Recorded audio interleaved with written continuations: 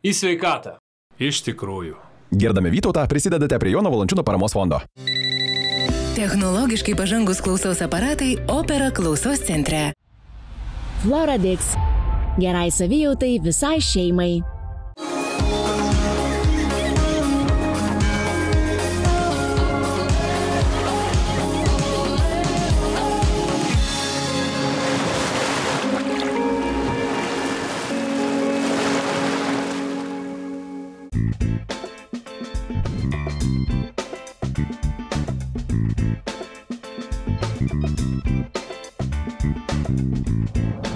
Sveiki, čia laida Pokalbiai prie jūros. Šiandieną su jumis sveikinuosi iš Palangos, o pokalbiai pakviečiau ypatingą svečią. Dažnai mes jį matome NBA krepšinio aikštelėje ir sulaikę kvapą stebime jo taiklius metimus. Bet šiandien jis yra Lietuvoje ir rado laiką pokalbiui.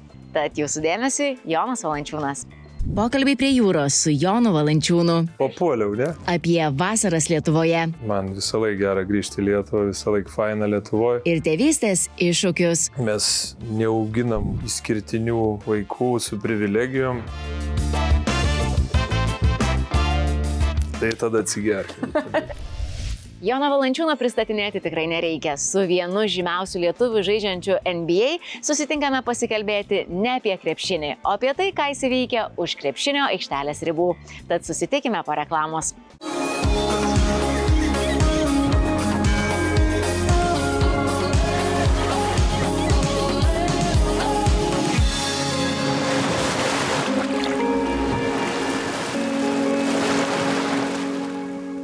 Į sveikatą. Iš tikrųjų. Girdami Vytautą prisidedate prie Jono Valančiūno paramos fondo. Technologiškai pažangus klausos aparatai Opera klausos centre. Floradix. Gerai savijautai visai šeimai. Į sveikatą. Iš tikrųjų. Girdami Vytautą prisidedate prie Jono Valančiūno paramos fondo.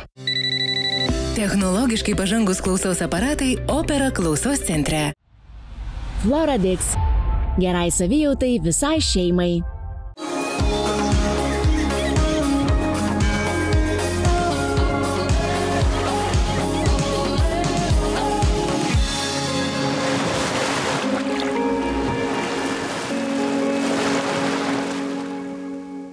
NBA žvaigždė Jonas Valančiūnas vasaras leidžia Lietuvoje. Palanga jo yra nuolatinė atostogų kryptis, kuris leidžia laiką su šeima ir draugais.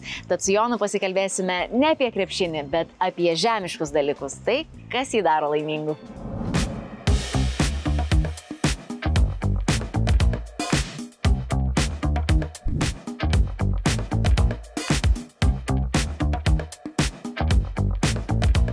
Atėjus vasarai, ypatingai kaip tokia dabar lietuviška vasara, daugelis lietuvių išvažiuoja iš Lietuvos atostogauti. Tu priešingai grįžti į Lietuvą, ar gera vis grįžti? Man visą laiką gera grįžti į Lietuvą, visą laiką faina Lietuvoje. Vis tiek oras daug ko neįtakoja. Ar tikrai? Nuotaikos gal gabalėlį, bet vis tiek grįžti po ilgo sezono namo, pamatyti artimus žmonės, draugus, praleisti laiką pomėgiuose savo. Tai va čia toks tikslas yra. Jo, oras visą laiką galėtų būti ir geresnis, kaip visą laiką. Mes, kai yra karšta, tai reikia šalčio, kai yra šalta, reikia karščio. Tai nerasim to idealaus oro, manau, niekada. O kaip dažnai grįžti į Lietuvą? Vieną kartą per metus? Vieną kartą vasarom, jo. Vieną kartą per metus, visą vasarą. Tu visada gali vertinti tik tą lietuvišką pajūrį. Taip. Jis patinka tau? Patinka, labai. Čia praleidžiu didžiausią vasaros dalį. Būtent Palangoje? Būtent Palangoje. Lietuvoje praeiti gatvėje nepastebėtam yra išties sudėtinga. Ir galvoti, kad tavęs niekas nemato, irgi yra klaidinga. Kaip su šituo tu gyveni? Visko būna. Tas žmonės, jie tai iš savo pusės ateina. Bet kartais būna ir blogų akimirkų. Ne tik, kad nuotaikoje eini į Birutės parką pasivaikščioti, ne tik tasgi būna ir visko įvyksta tavo gyvenime. Tai kartais tas suderint biškį gaunasi sudėtingiau. Tu atiduot šypsenos gal, tada iš karto, o čia nepatinka jam, čia pasikėlęs, ar čia koks nemalonus žmogus. Taip, ne, bet žinai, kai būna, visko būna ir tavo gyvenime, atsitinka gyvenimas, tai negali visą dieną eit su visais ir fotkintis šilės. Ne, tai jeigu viskas gerai, tai okei, bet šypsotis ir ten skleisti gerą nuotaiką būna ir tau prastų akimirkų. Bet Lietuvoje nelabai pavyksta atrasti tos tokios ramesnės. Tada bėgi. Niekas nepavėja. Kai išeini pasivaikščioti, tai užsidedi bėgimo batus ir tiesiog rusiuką prasidėgi. Ir tada būna paprasčiau. Bet apskritai atvykus į Lietuvą, pačiai Lietuvai reikia atiduoti tam tikrą duoklę. Fotosesijos, interviu, tam tikri dalykai. Nepavargsti, nevargina tokie dalykai? Tai jų nėra daug. Šiaip palyginus. Nėra daug. Bet dėl to, kad atsirenki? Atsirenki, vis tiek jau kažkiek gali sau leisti atsirinkti. Jau gali pasvarstyti, ko tau reikia gyvenime, ko nereikia. Vienas labai žinomas žmogus yra pasakęs, mes jau renkamės, kaip mes leidžiam savo laiką. Tai vat, aš irgi jau bandau tą daryti. O kaip atrodo, Jonai, tavo diena, kai joje nėra krepšinio? Labai pykau ant savęs, nes prisigalvoju visokiausių veiklų. Tada atsisėdu, save graužiu ir galvoju, ką man to viso reikia. Tada viską bandau kažkaip atšaukęs atsisėdu ant sofos ir galvoju, kaip nuobodu. Ir tada vėl prisigalvoju veiklų. Ir tada jau įlindęs į tą veiksmą, į tą rutiną, aš vėl galvoju, kaip man to nereikia. Tai vat aš užburtam rate. O kokias, pavyzdžiui, tai būna veiklos? Įvairiausių, aš sakau. Noriu pasėdėti vietoj, bet kai pradedu sėdėti vietoj, man jau atsibosta. Tai visokiausių kelionės kažkokios Lietuvoje, ten ar ten kažkaip laiką praleisti, veiklų kažkokių tai. Ir šį kartą sugrįžus į Lietuvą yra labai graži misija tavo pasirūpinti savo įkurtų fondų. Papasakok apie jį plačiau. Tai jau rūpinasi žmonės, kurie tą labai supranta. Aš gal labiau globoju ir šiek tiek laiko skiriu. O kaip tas globėjiškumas pasireiškia, nes aš žinau, kad fonde yra tam tikros taisyklės, kurios yra pavadintos kaip ir krepšinio aikštelėje, tam tikrais terminais kaip minutės pertraukėlė, bauda. Ką tai reiškia ir kaip tai yra pritaikoma praktikoje? Tai čia labiau gal dienos praleidimas, vis tiek, kaip ir komandoje, kaip ir šeimoje, visko nutinka, vis tiek. Susibūrimas tų vaikų, jie didžiąją dalį dienos praleidžia kartu, tai ir atsitinka visokiausių pykčių, zbitkų, dar kažko. Tai viskogi būna. Tai va, tos taisyklės ir padeda tą kažkaip įteisinti. Žinau, kaip pasakyti. Taip, kaip visi žinotų. Taip, visi, kad žinotų, kad yra kažkokios baudelės už tam tikras nusižengimus. O mano fondo tai labiausiai gal laiko prisidėjimas. Praleisti kažkiek laiko su vaikais, atvažiuoti, žiūrėti, kaip jie gyvena, prisidėti gal dar kitaip. 2017 metais buvo pats fondas įkurtas. Kodėl tu jį nusprendei įkurti? Atsirado vienas žmogus, kuris jau toje srityje dirbo anksčiau ir didžiąją savo dalį gyvenimo buvo atidavęs būtent vaikams su socialiniam problemom, galbūt tai pasakyčiau. Ir mes pabendravę nusprendėm, kad galbūt reikėtų tokio įrankio, kuris padėtų vaikams išlipti iš vienokių ar kitokių problemų. Nes, kaip žinom, paaugliai labai turi visokiausių problemų, visokiausi dalykai juos kamuoja ir reikia visokiausius laikus pereiti. Tai su pagalba bandom padėti jiems tos sunkius laikus pereiti. Kaip manai, kodėl jisai yra svarbus? Kokią žinutę jis neša visuomenį? Kaip žinom, tikrai paauglystė nėra lengvas dalykas. Ir turbūt gal nevaldoma paauglystė, nenukreipiama paauglystės energija gali prikelti visokiausių demonų. Tai tas ir buvo, kaip suvaldyti, kaip padėti paaugliams pasirinkti tiesesnį kelią, galbūt be visokiausių nuklydimų. Vis tiek jų bus visą gyvenimą, vienokių ar kitokių, bet kad tie nuopoliai nebūtų labai skaudus. Bet visi į paauglį žiūri kaip į chuliganėlius. Taip, paauglystė sunkus dalykas, reikia duoti diržo gerai, bet reikia labai nemažai laiko investuoti ir labai galbūt kaip tik juos daugiau mylėti, kad jie pasijaustų mylimi ir globojami ir rastų savy tos meilės irgi, nes kai tave chuliganėliu vadina, tai tu automatiškai ir patapsi toksai. O kaip tu būni tenai? Kokios žinutės, kokios mintis pasiekia tave iš paauglių lūpų? Reikia praleisti nemažai laiko, kad ta žinutė išeitų, nes vis tiek paaugliai galbūt labiau mėgsta užsidaryti savėje ir slėpti savo tą tikrą veidą. Čia mūsų būtent fondo globėja Lina labiausiai pas juos įlindus į slapčiausius kelius ir daugiausiai paslapčių atvėrus ir jinai nesidalina tom paslaptim. Tai aš nesu toks rimtas psichologas ir nesu tiek daug susipažinęs, bet tiesiog laiko praleidimas, kažkokia šypsena išspaudimas, kažkokių veiklų, Tai yra ir susibūrimai, išvažiuoti kažkur tinklinio pažaisti. Ir tokioj dažniausiai viskas išaiškėja, kai nekalbi akis į akį ir neklausi, o tiesiog kažkokioj veikloje, kažkokiam užsiėmime jie patys atsiveria ir patys parodo viską, kas pas juos darosi. Kai jie būna tam tikroje jojo aplinkoje. Taip, jie turi jaustis patogiai, jie turi jaustis gerai, kad atsivertų. Neatsitiktinai yra ant stalo Vytautas, mineralinis vanduo, kuo jis yra susijęs su fondo veikla. Tai gal pradžiai atsigeriam. Geriam, tai jau nuo pat filmavimo pradžios norėjai atsigerti. Aš žinau, kad labai gražus Vytauto šūkis yra į sveikatą iš tikrųjų. Sveikatą iš tikrųjų, tai pabandom. Daug mineralai naudingi žmogaus organizmui. Palauk, reikia apsukti, ne? Vytautas, daug mineralų, kurie yra naudingi žmogaus organizmui. O dabar jau tikrai iš sveikatą. Tai kaip Vytautas yra susijęs su fondo veikla? Kaip Vytautas susijęs su fondo veikla, būtent pats Vytautas inicijavo tokį bendradarbiavimą tarp mūsų ir kadangi yra sveikas vanduo, propaguoja sveiką gyvenimo būdą, mes irgi bandom galbūt ne tiek fiziškai, bet morališkai gydytis, tai ir sujungiam tos du brandus. Lietuviškas brandas. Lietuviškas. O kiek... Lietuviška vasara, lietuviškas brandas. Lietuviškas fondas. O kiek pačio to lietuviškumo tau pavyksta išlaikyti, būnant ne Lietuvoje? Aš visą laiką didžiuodavausi būdamas lietuviu, visą laiką skleisdavau žodį, kad aš esu iš Lietuvos. Dažniausiai gaudavau, kur tai yra, bet tai yra maža šalis ir kiek galėdavau, vis pasakodavau istoriją tos Lietuvos. Tai apie vaikus pakalbėkime. Yra 2 sūnus. Kokie yra berniukai? Aktyvūs, išdykę, mieli, mylimi. O nėra taip, kad sūnus bando pasiekti tėčio pėdomis? Ar tu pats norėtum, kad jie sektų tavo pėdomis? Norėčiau, kad jie jaustųsi patogiai ir darytų tai, kas jiems patinka. Aš nestumsiu jų ar ten vieną kryptimą ar kitą. Aš leidžiu turėti jiems gerą vaikystę ir be spaudimo rinktis, ką jie nori veikti, kol tai nėra kažkokių peržengimų ribų. Tai aš noriu, kad jie turėtų gerą vaikystę. Tas pats ir mano žmona Eglė irgi tą patį propaguoja ir mes norim, kad jie tiesiog turėtų sveiką, fainą vaikystę, nes antrą kartą jos nebeturės įgi. Bet nebūna taip, kad momentų, kad vienas ar kitas sūnus sako, pasiėmęs krepšinio kamuolį, kad jie ateinam pamėtyti.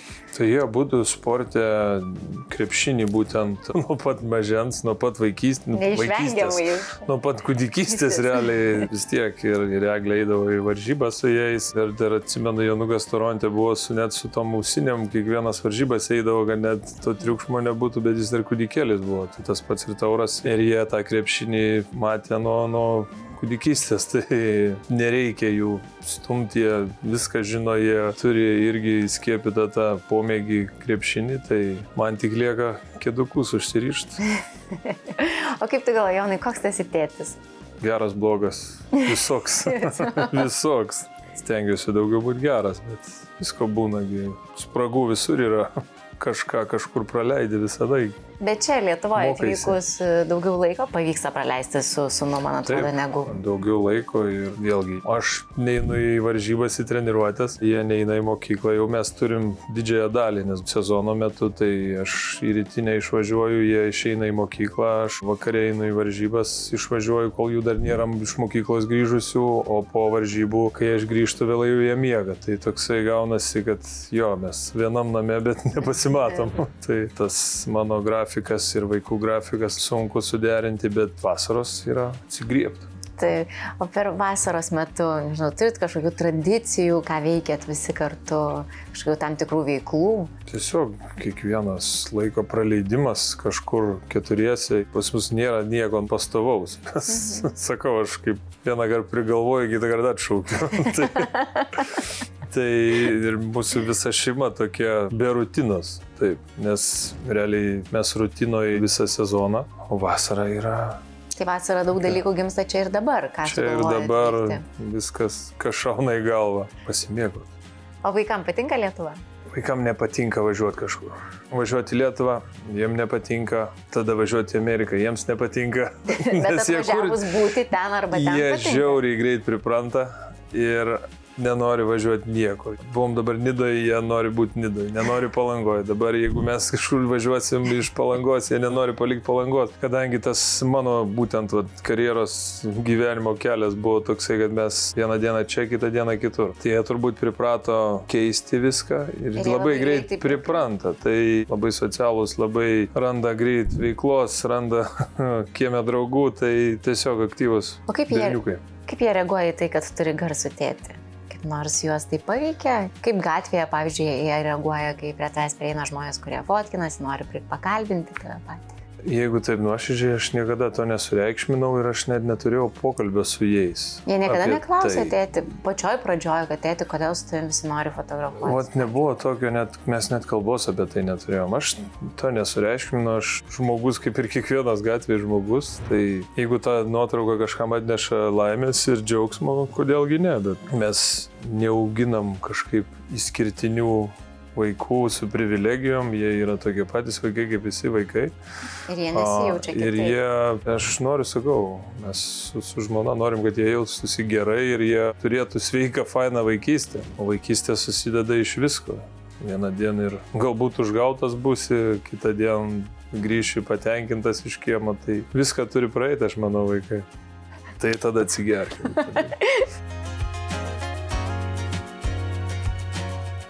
Faina kalbėti apie tavo vaikus ir perduok linkėjimų jiem ir pasakyk, kad mes atsiprašom, kad atėmėm jų laiką, bet turim dovanų. Čia yra mūsų draugai, maisto papildai, Floradix. Okay. Tai yra skysta geležies, kalio ir magnio formulė. Tai va čia bus, kai tik vaikams, kalcio ir vitaminų formulė su vaistažolių ekstraktais. O čia, man atrodo, kur tu turi... Geležies formulė. Taip, geležies skysta formulė. Taip pat čia yra Floradix Kids, geležis naudinga normaliai vaikų pažintiniai raidai. Sako, geležis padeda mažinti pavargimo jausmą. Tai kai bandai nuvarginti vaikus, kad miegotų, neduot. Neduot. Bet jeigu norėsi, kad jau... Gerai, labai ačiū. Tikrai, vat aš čia... Atgal, iš. Atgal, da.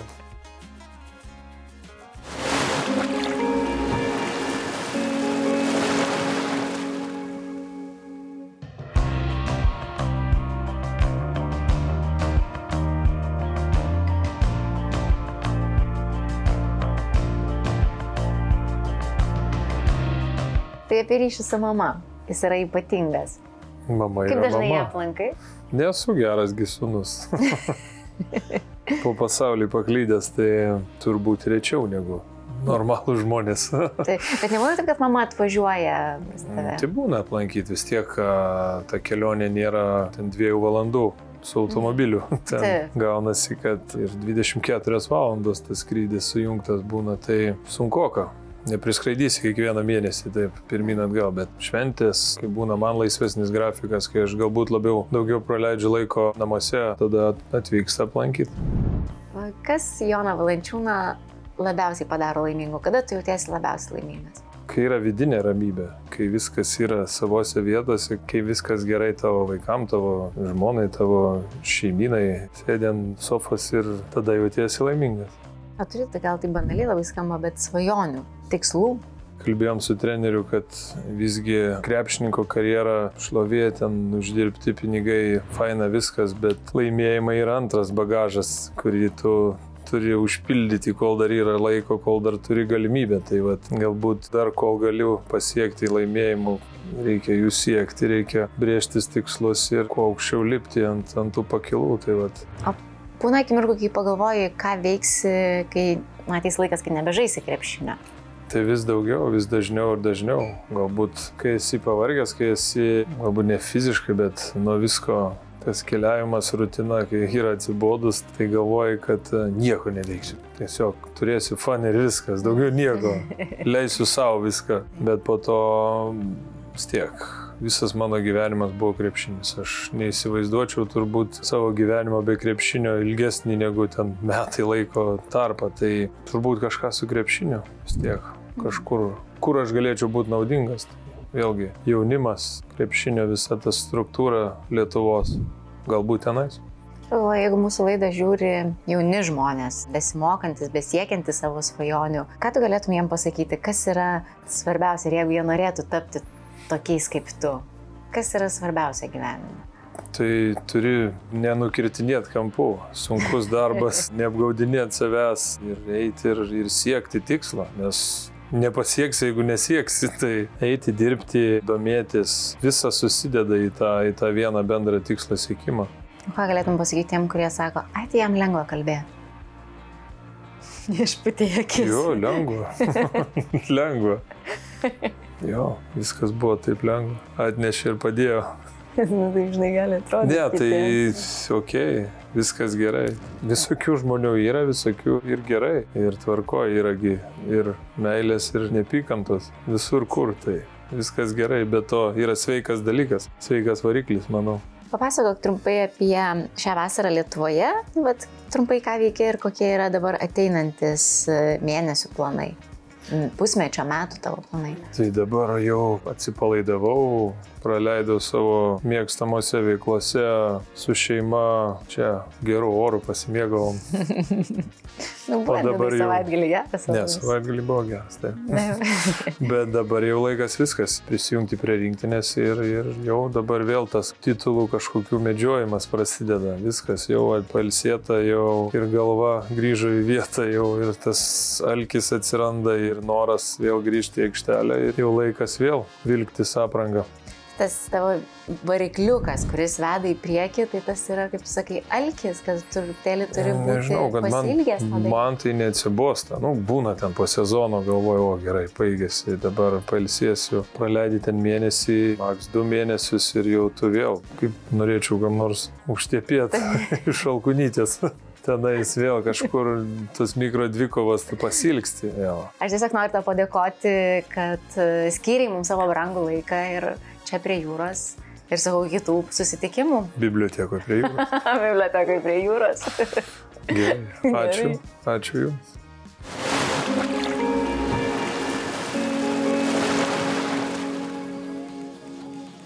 Ačiū Jonui, kad rado laiko pokalbiui prie jūros. Ačiū Jums, kad žiūrėjote. Pasimatykime ir kitą kartą laidoje Pokalbiai prie jūros. Iki pasimatymo. Jono Valančiūno pristatinėti tikrai nereikia. Su vienu žymiausių lietuvių žaidžiančių NBA krepšinio aikštelėje. Atsiprašau. Su vienu žymiausių. Nelinksė gal. Gerai, prašau. Nes kai tu nebelinksi po to, aš galvoju, kad blogai kažką pasakau. Dar kažką padaryti, aš ir užsilinkčiau. Į sveikatą. Iš tikrųjų. Gerdami Vytautą prisidedate prie Jono Valančiūno paramos fondo. Technologiškai pažangus klausos aparatai Opera klausos centre. Floradix. Gerai savijautai visai šeimai.